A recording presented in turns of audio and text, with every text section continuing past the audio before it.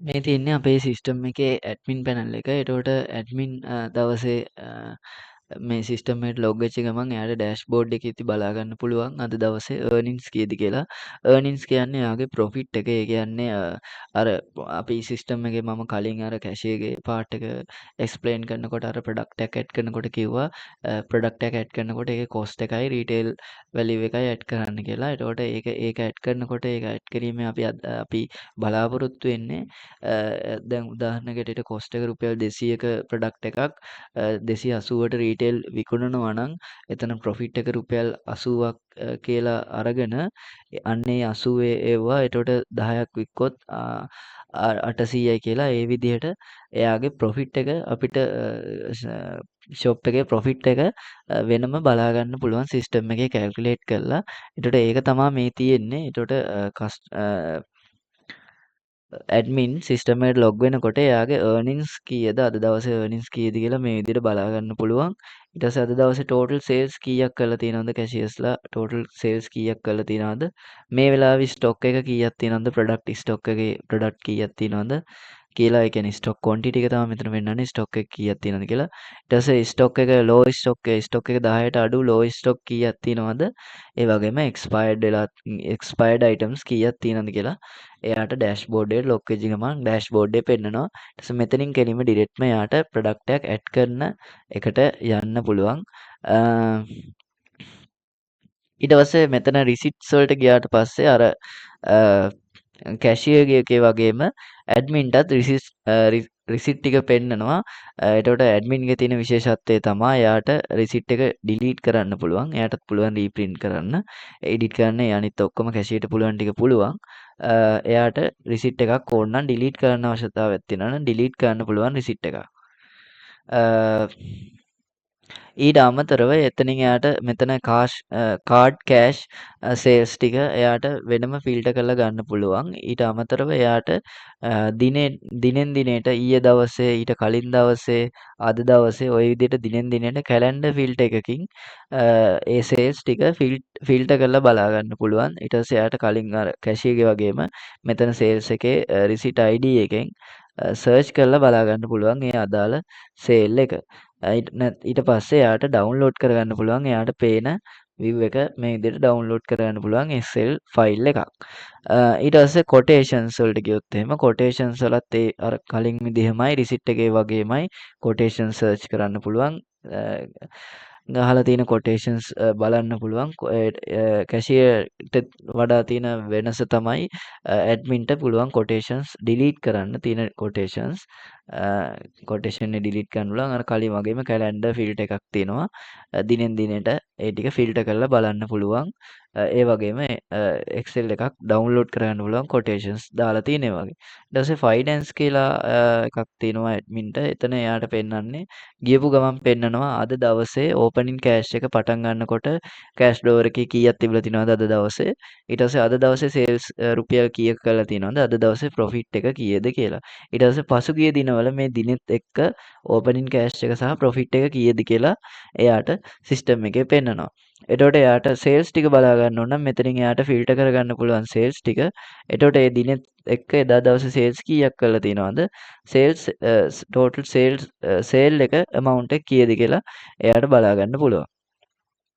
ඊට පස්සේ ඉන්වෙන්ටරි එකට ගියොත් එහෙම ඉන්වෙන්ටරි එකේ එයාට ඉන්වෙන්ටරි අයිටම්ස් කීයක් තියෙනවද කියලා බලා ගන්න පුළුවන්. ඒ වගේම සම්පූර්ණ ඉන්වෙන්ටරි එකේ ඒගොල්ලන්ගේ කොස්ට් එක ඉන්වෙන්ටරි එකට කොස්ට් වෙලා තියෙනවද කීයක් කියලා බලා ගන්න පුළුවන්. ඒ වගේම ඉන්වෙන්ටරි එකේ සේල්ස් වැලියු එක කීයද කියලා බලා ගන්න පුළුවන්. එතකොට මෙතනින් එයාට පුළුවන් ඒ ප්‍රොඩක්ට් එක එහි අයිකන් එක ක්ලික් කරලා එඩිට් කරනවට අමතරව ඒ ප්‍රොඩක්ට් එක අවශ්‍ය නැත්නම් උදාහරණයකට මේ ප්‍රොඩක්ට් එක කියලා හිතන්නකෝ. එතකොට මේ ප්‍රොඩක්ට් එක අවශ්‍ය නැත්නම් එයාට ඒ ප්‍රොඩක්ට් එක ඩිලීට් කරලා දාන්න පුළුවන්. ඇඩ්මින්ට ඒ හැකියාව තියෙනවා. ඊට පස්සේ එයාට ප්‍රොඩක්ට් වල සම්පූර්ණ Excel sheet එක ඩවුන්ලෝඩ් කරගන්න පුළුවන්. ඊට අමතරව එයාට ප්‍රොඩක්ට් එකක් ඇඩ් කරන්න පුළුවන්. ප්‍රොඩක්ට් එක ඇඩ් කරනකොට මම අර කලින් කැෂිය එකේ කිව්වා වගේ එයාට තියෙන්නේ ඒ කැෂිය එකේ තියෙන එකම තමයි තියෙන්නේ. වෙනසකට තියෙන්නේ එයාට ඩිස්කවුන්ට් එක ඇඩ් කරනකොට මේ විදිහට ඇඩ් ඩිස්කවුන්ට් කියන එක දීලා ඩිස්කවුන්ට් එක amount එකක් සහ percentage එකක් විදිහට ඩිස්කවුන්ට් එක ඇඩ් කරන්න පුළුවන් වෙනස් විදිහට.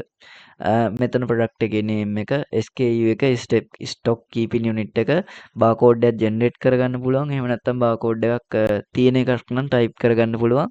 අනිවාර්යෙන්ම මෙන්න මේ රතු පාට ස්ටාර් මාක් එකේ තියෙනවා අනිවාර්යෙන්ම ටයිප් කරන්න ඕනේ.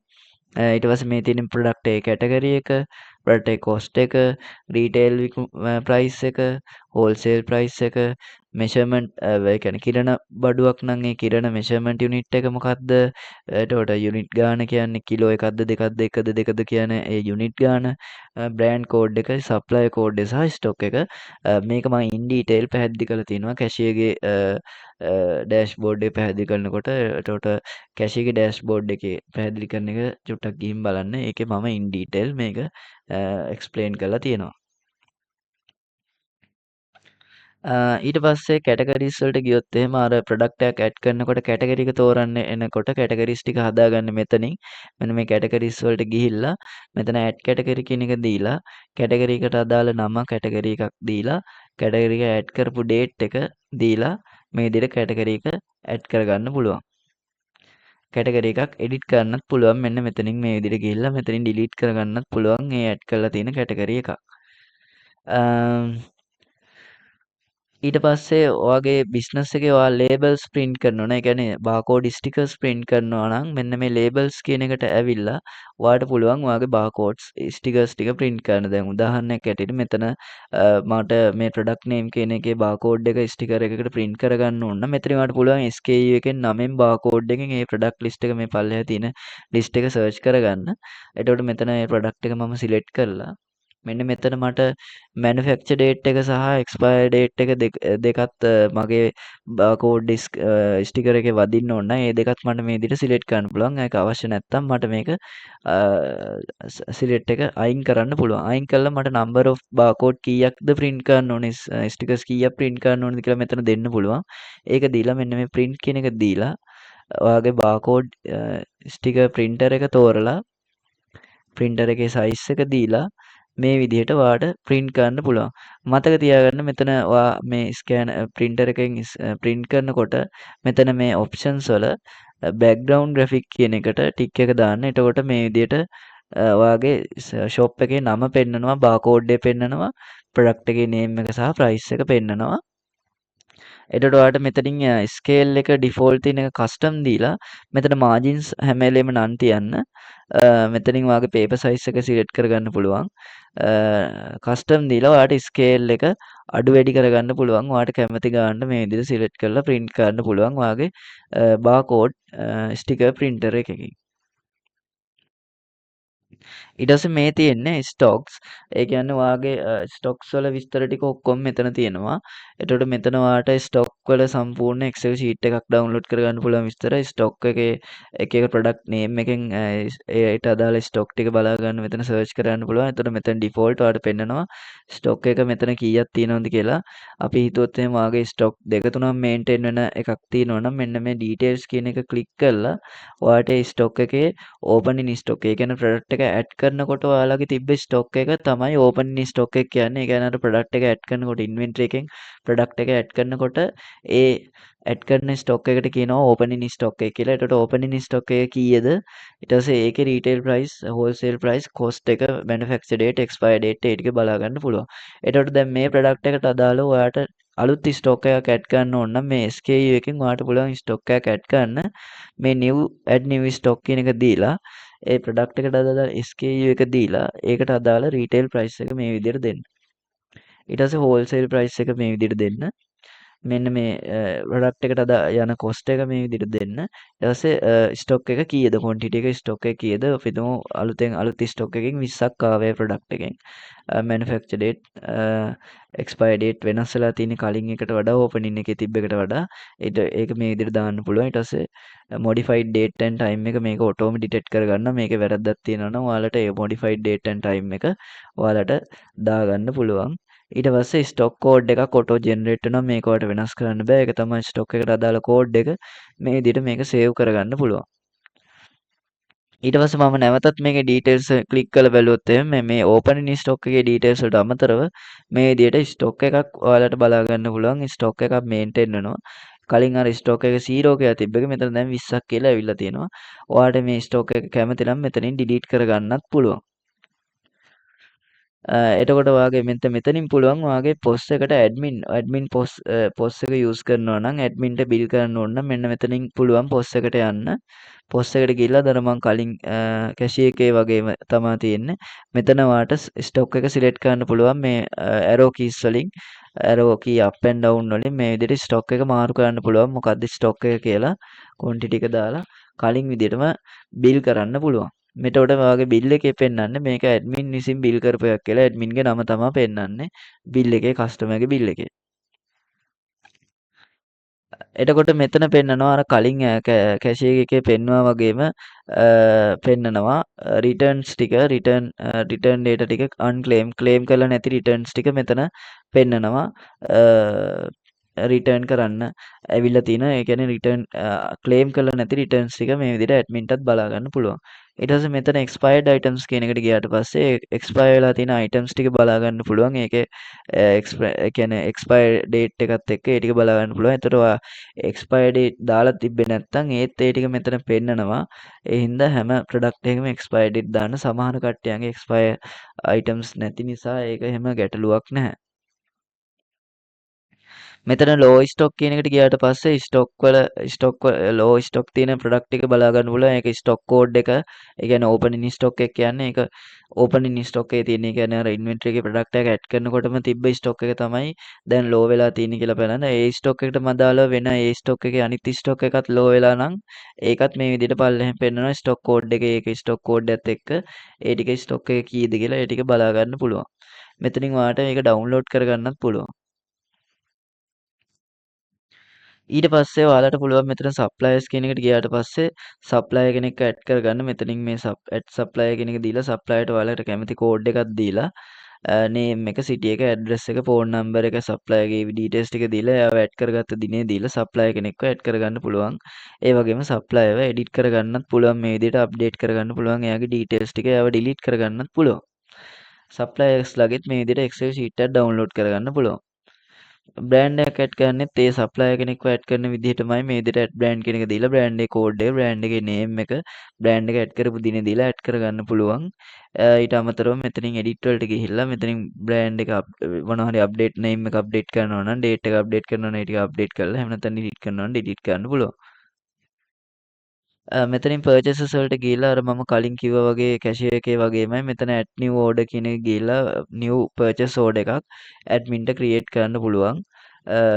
නිව් පර්චේසින් ඕඩර් එකක්. එතකොට ඇඩ්මින් එකේදී ක්‍රියේට් කරනකොට අර කැෂියර් එකේදී පුළුවන් පර්චේසින් ඕඩර් එක අයිටම් වයිස් පර්චේස් ඕඩර් එකක් දාන්න විතරයි. එතකොට ඇඩ්මින් එකේ වෙනසකට තියෙන්නේ එයාට ප්‍රොඩක්ට් එක පර්චේස් කරනකොට එයාට පුළුවන් පැකේජින් ටයිප් එක අයිටම් වයිස්ද පැක් වයිස්ද බොක්ස් වයිස්ද කියලා දාන්න. දැන් උදාහරණයක් ඇතුලේ මේ ප්‍රොඩක්ට් එක ඔයාලා බොක්ස් එකක් නම් ගන්න. එතකොට size of package ඒ කියන්නේ බොක්ස් එකේ කීයක් තියෙනවද? දැන් මෙතන ප්‍රොඩක්ට් නේම් මේ ප්‍රොඩක්ට් එක දීලා මෙතන පැකේජින් ටයිප් එක පැක් හෝ බොක්ස් කියලා දැම්මොත් එහෙම size of packaging කියන්නේ මේ බොක්ස් එකේ මේ අයිටම් කීයක් තියෙනවද කියලා.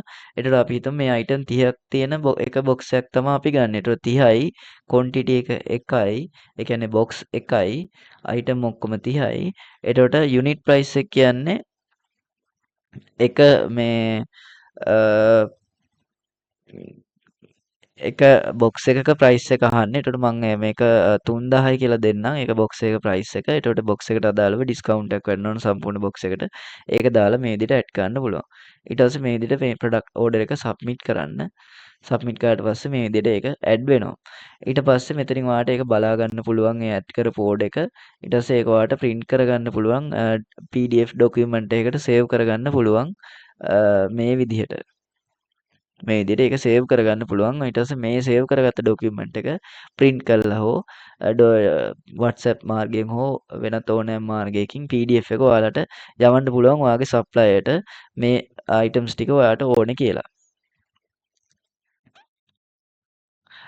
ඊට පස්සේ ඔයා මෙන්න මේ පර්චේස් ඕඩර් එකේ පර්චේස් ඕඩර් ID එක අරගෙන ඔයාට පුළුවන් GRN එකක් ක්‍රියේට් කරගන්න. මෙතන GRN වලට ගිහිල්ලා generate GRN දීලා purchase order එකේ ID එක දීලා fetch කරගන්න ඒ order එකට අදාළ details ටික මේ විදියට. ඊට පස්සේ එතන order ID එක, supplier ගේ ID එක, order කරපු date එක, time එක සහ order එකේ total එක මේ විදියට පෙන්නනවා. ඊට පස්සේ supplier ගෙන් ආව invoice එකේ invoice ID එක ඔයාලට මෙතන දාගන්න පුළුවන්. supplier ගෙන් delivery time එක, ඩිලිවර් වෙච්ච ඩේට් එක සහ ටයිම් එක දාගෙන ඩිලිවර්ඩ් එක කවුද රිසීව් කරේ, කියන්නේ කවුද ඒක ඩිලිවරි එක බාරගත්තේ සහ ඩිලිවරි එක චෙක් කරේ කවුද කියලා මෙතන දාගන්න පුළුවන්. ඊට පස්සේ මෙතන ඔයාගේ ඕඩර් කරපු ප්‍රොඩක්ට් එකට අදාළ විස්තර ටික දෙනවා. ප්‍රොඩක්ට් එකේ නේම් එක, පැකේජින් ටයිප් එක, පැකේජින් සයිස් එක සහ ක්වොන්ටිටි එක. ඔයාලට ෆ්‍රී අයිටම්ස් මොනවා හරි හම්බුනා. දැන් මෙතන උදාහරණයක් පැකේජ් එක 30ක් තියෙනවා. 30ට අමතරව තව එකක් ඔයාලට ෆ්‍රී හම්බුනා නම් මෙතන 1යි කියලා දාගෙන ෆ්‍රී අයිටම් එකක් ඇඩ් කරගන්න පුළුවන්. එතකොට ඒක කොස්ට් එකක් විදිහට ඇඩ් වෙන්නේ නැතුව ඔයාගේ ස්ටොක් එකට ක්වොන්ටිටි විදිහට ඇඩ් වෙනවා. ඊට පස්සේ මෙතන ඔයා ක්වොන්ටිටි එක ඔයා බොක්ස් එකක් තමයි ඉල්ලුවේ. එතකොට ඔයාට ඩිලිවර්ඩ් වෙලා තියෙන බොක්ස් එකක්. ඒක ඩිලිවර්ඩ් වෙලා නැද්ද? 10ක් ඉල්ලලා 8යි නම් ඇවිල්ලා තින්නේ. මේ විදිහට ඩිලිවර්ඩ් වෙච්ච ගාන දාගන්න පුළුවන්. ඊට පස්සේ මේ විදිහට generate GRN කියන එක දීලා ඕකේ දෙන්න. ඊට පස්සේ ඔයාලට මේ විදිහට GRN එකේ විස්තර ටික බලා ගන්න පුළුවන්. දිනේ සප්ලයර්ගේ ID එක සහ දිනයත් එක්ක ඒ විස්තර ටික. ඊට පස්සේ මෙතන actions වලට ගිහිල්ලා ඔයාට ඒකේ අනිත් විස්තර ටික බලා ගන්න පුළුවන්. ඊට පස්සේ ඔයාට GRN එක මේ විදිහට print කරගන්න පුළුවන්. print කරලා ඔයාට මේ GRN එකේ තියෙන product එක එහෙම්ම ඔයාගේ stock එකකට add කරගන්න ඕන නම් product එකේ stock එකට මෙතන add කියන එක දීලා මේ විදිහට ඒකේ විස්තර ටික ඔටෝ ෆිල් වෙනවා. ඔයාට පුළුවන් මෙතන රීටේල් ප්‍රයිස්, හෝල්සේල් ප්‍රයිස් වෙනස් වෙලා නම් එයා රීටේල් ප්‍රයිස්, හෝල්සේල් ප්‍රයිස් ටික ඔක්කොම කලින් ප්‍රොඩක්ට් එකේ තිබ්බ ඔයා ඇඩ් කරලා තියෙන මේන් ප්‍රොඩක්ට් එක ඇඩ් කරලා තියෙන එකෙන් රීටේල් ප්‍රයිස්, හෝල්සේල් ප්‍රයිස් ගන්නවා. එතකොට කොස්ට් එක එයා ගන්නේ අර මෙතන අලුතෙන් ඇවිල්ලා තියෙන එකේ ඔයාගේ මේ ක්වොන්ටිටි එක මේ බෙදලා තමා සම්පූර්ණ ටෝටල් එකෙන් බෙදලා තමා කොස්ට් එක මෙයා මෙතන ගන්න. ඒට වඩා කොස්ට් එක මෙතන වෙනසක් තියෙනවා නම් කොස්ට් එක ඔයාලට මේක වෙනස් කරගන්නත් පුළුවන්. ඒකට ක්වොන්ටිටි එක 30ක තමයි යා කොස්ට් එක අරන් තියෙන්නේ. 31යි කියලා වෙදලා තියෙන්නේ. අර එක අයිටම් එකක් ෆ්‍රී දාගත්ත නිසා. ඒකට මෙතන manufacture date, expire date ටිකත් අර කැලෙන්ඩර් එකක් තියෙන්නේ. ඒක ඔයාලට දාගන්න පුළුවන් ওই විදිහට. ඔන්න ඔය විදිහට. ඔය විදිහට දාලා මොඩිෆයිඩ් ඩේට් එක අද දිනේ වැටලා තියෙන්නේ. එතකොට ඒක අද දිනේ දාගන්න පුළුවන් ඔයාට. ඊට පස්සේ ස්ටොක් කෝඩ් එකක් ඔටෝ ජෙනරේට් වෙනවා. ඒක ඔයාලට වෙනස් කරන්න බෑ. ඊට පස්සේ ඒක සේව් කරන්න. සේව් කරාට පස්සේ ඒ ස්ටොක් එක ඇඩ් වෙනවා. ඊට පස්සේ ඔයාලට පුළුවන් GRN එක ඕනනම් ඩිලීට් කරලා දාන්න. ඊට පස්සේ ඔයාලට මෙතන ස්ටොක්ස් වලට ගිහිල්ලා ඒ ප්‍රොඩක්ට් එකට අදාළ ස්ටොක් එකේ ඩීටේල්ස් ටික බලා ගන්න පුළුවන්. මෙන්න අලුත් ස්ටොක් එකක් ඇඩ් වෙලා තියෙනවා. ප්‍රොඩක්ට් එකේ කොස්ට් එක. ඒකට ඒ ප්‍රයිසින් එක වෙන අලුත් ස්ටොක් එකක් මේ විදිහට ඇඩ් වෙනවා. ඊට පස්සේ ඔයාට සිස්ටම් එකට යූසර්ස්ලා මෙතනින් යූසර්ස් කියන එකට ගිහිල්ලා ඇඩ් කරන්න පුළුවන්. මෙතන ඇඩ් යූසර් කියන එක දීලා එයාගේ යූසර් නේම් එක, ඊමේල් එක, පින් එක, එයාගේ රෝල් එක ඇඩ්මිනිස්ට්‍රේටර්ද කැසියර්ද කියලා මෙතනින් සිලෙක්ට් කරලා එයාව ඇඩ් කරපු ඩේට් එක දීලා අලුත් යූසර් කෙනෙක්ව ඇඩ් කරන්න පුළුවන්. ඉන්න යූසර්ස්ලාගේ පින් එක මොකක් හරි මාරු කරන්න ඕනේ, හරි වෙනස් කරන්න ඕනේ, හරි මොකක් හරි ඩීටේල්ස් වෙනස් කරන්න ඕන නම් එඩිට් වලට ගිහිල්ලා මෙතනින් එයාගේ ඒ ඩීටේල්ස් ටික වෙනස් කරලා සේව් කරන්න පුළුවන්. එහෙම නැත්නම් එයාව ඩිලීට් කරලා දාන්න පුළුවන්. එතකොට ඔයාගේ ඇඩ්මින් account එකක් ඔයාලා ඩිලීට් කරන්න යන්න එපා. මේ ඩිෆෝල්ට් තියෙන කැෂියර්ගේ එක ඇඩ්මින්ගේ එක account එක තියන්න. මොකද ඔයාගේ ඇඩ්මින් account එකට ඔයා වෙනම account එකක් හදාගන්න. මොකද මොකක් හරි හේතුවක් නිසා ඔයාගේ ඇඩ්මින් එක ඩිලීට් කරොත් එහෙම මේ ඇඩ්මින් එකෙන් තමයි ආයෙ ඔයාට ලොග් වෙන්න පුළුවන්. වෙන ඔයාට ලොග් වෙන්න ක්‍රමයක් නැහැ. ඊට පස්සේ තියෙනවා කස්ටමර්ස්ලව බලා ගන්න පුළුවන්. මේ කස්ටමර්ස් කියන එක ක්ලික් කරලා ඔයාලට කස්ටමර්ස්ලාගේ ඩීටේල්ස් ඇඩ් කරලා තියෙන ටික බලා ගන්න පුළුවන්. කැෂියර් ඇඩ් කරත්, ඔයා ඇඩ් කරත්, ඇඩ්මින් ඇඩ් කරත් ඒ ටික බලා ගන්න පුළුවන්. එතකොට කැෂියර් එකේ වගේමයි මෙතනින් පුළුවන් කස්ටමර් කියන එක දීලා ඇඩ් කරන්න විස්තර ටික දාලා ඊට පස්සේ කස්ටමර්ස්ලාගේ ටික ඩීටේල්ස් ටික ඩවුන්ලෝඩ් කරගන්න පුළුවන් CSV එකක් විදිහට Excel ෆයිල් එකක්. ඊට පස්සේ මෙතන ස්ටෝර් සෙටින්ග්ස් වලට ගිහිල්ලා ඔයාලට පුළුවන් ස්ටෝර් එකේ නම මොකක් හරි වෙනසක් වෙලා නම් ස්ටෝර් එකේ නම වෙනස් කරලා මෙතනින් නම දාලා සේව් කරන්න. ඊට පස්සේ ස්ටෝර් එකේ ඇඩ්‍රස් එක, ෆෝන් නම්බර්ස්, සිටි එක ඒ ටික වෙනස් වෙලා නම් ඒ ටික වෙනස් කරලා ඔයාට පුළුවන් මේවා කරගන්න. ඊට පස්සේ මෙතන ඔයාට ඒ ටික වෙනස් කරාට පස්සේ මෙන්න මේ රිසිට් එක රියල් ටයිම් ඔයාලට බලා ගන්න පුළුවන්. මෙන්න මේක රිෆ්‍රෙෂ් කරාට පස්සේ ඒ ඇඩ්‍රස් එක වෙනස් වෙනවද කියලා මේ වාගේ බිල් එක ඔයාට බලා ගන්න පුළුවන්. බිල් එක කොහොමද ජෙනරේට් වෙන්නේ කියලා මෙතනින් ප්‍රීවියු එකක් බලා ගන්න පුළුවන්. ඒ වගේම ඔයාට මෙතනින් ලොගින් ටයිප් එක පාස්වර්ඩ්ද පින්ද කියලා දාලා සේව් කරන්න පුළුවන්. පාස්වර්ඩ් එකකින් ටයිප් කළා ලොග් වෙන්න ඕනේ යූසර්ස්ලා පින් එක ටයිප් කළාද ලොග් වෙන්න ඕනේ කියලා ඒක දාලා මෙතන සේව් කරන්න පුළුවන්. ඒක තමයි ඇඩ්මින්ගේ ඩෑෂ්බෝඩ් එකේ තියෙන විස්තර ටික. මෙතනින් දවස් අන්තිමේට එයාට මෙතනින් ලොග් අවුට් වෙන්න පුළුවන්.